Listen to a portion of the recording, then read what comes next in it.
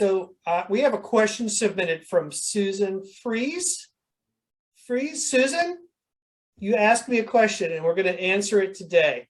So let me read this and we'll see if we can answer this question. So she has a review / affiliate site / coupon site. Mm-hmm. And she says she's figured out how to use aggregate rating schema where we can see the reviews and the search results. Okay. But are there any other schema markups she can do? She says, I just use pages or posts. I'm not an e-com site. I'm just a pass-through for affiliate coupons, reviews type sites. Okay. So if I'm understanding the question, you're looking at different forms of schema that you could use on your site that might benefit you. So I feel there's a couple of schemas that everybody can have on their website that are valuable. One is the breadcrumb markup, where if you organize your site in a logical order where you group things together, you can use the breadcrumb markup to show how things relate to each other. This does a couple things for you. One, in the search results, your website will appear different. Google won't necessarily show your URL.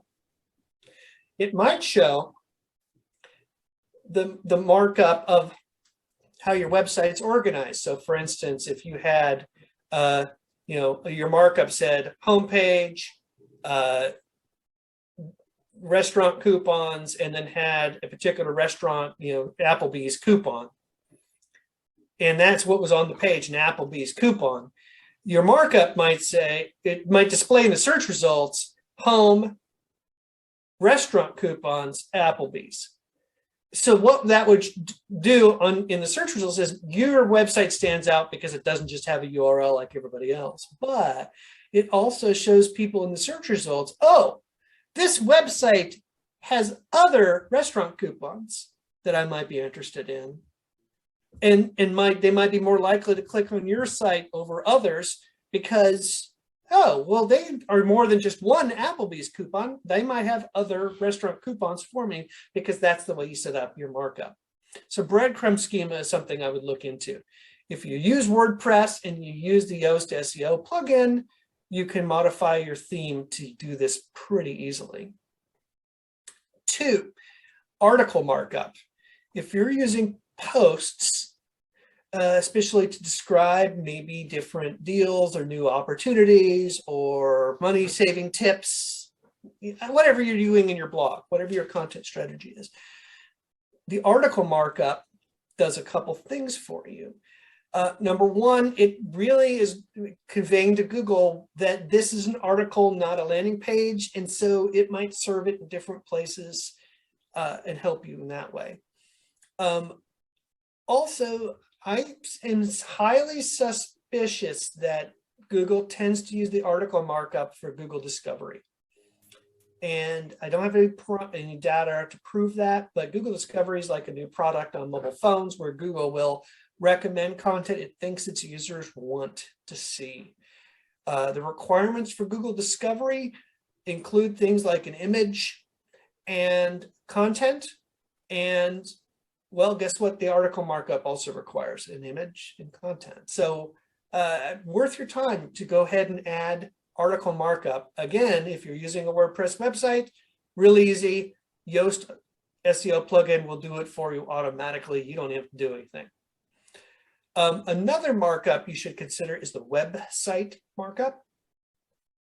Website markup, I mean, for us, obviously, it's a website we're talking about, but to put the website markup in your site will allow you to put things like, it will tell Google how someone could search your website.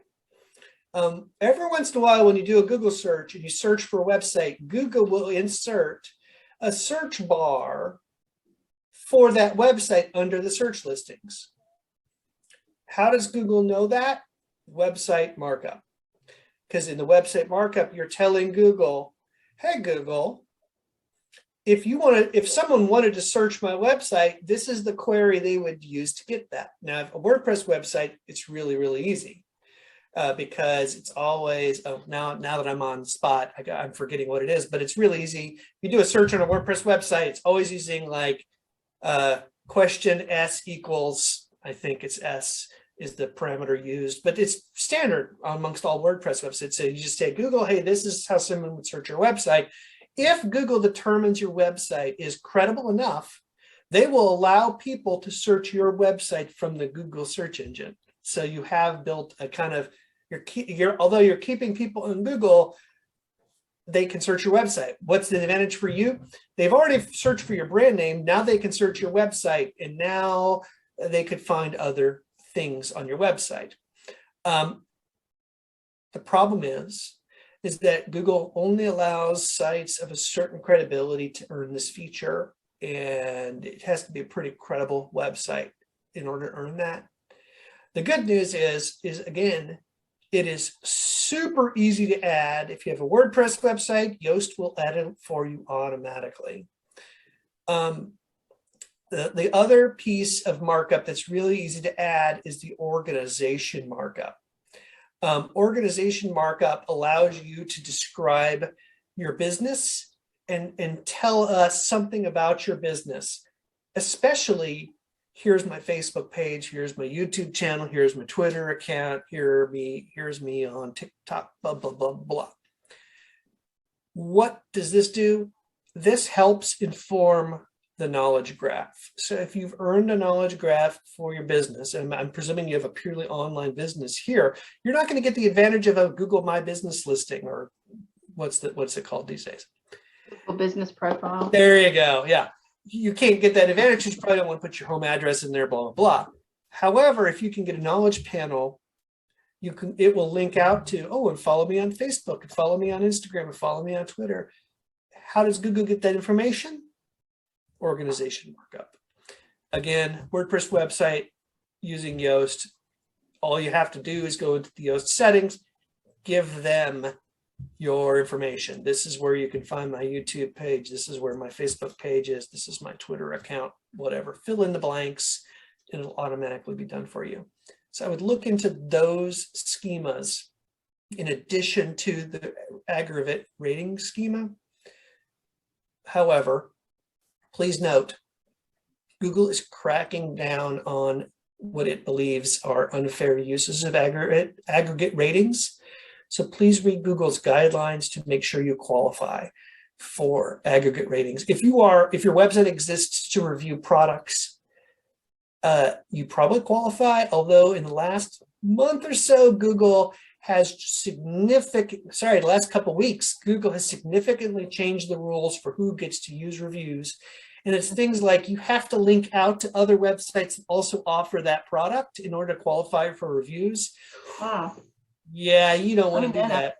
I mean, I'm not doing review markup schema, but I didn't know that one. Yeah, it's a new thing, so you might lose your qualification for it, or it might not show it. So if you're not like linking to other websites, oh, you can also buy this product on this website.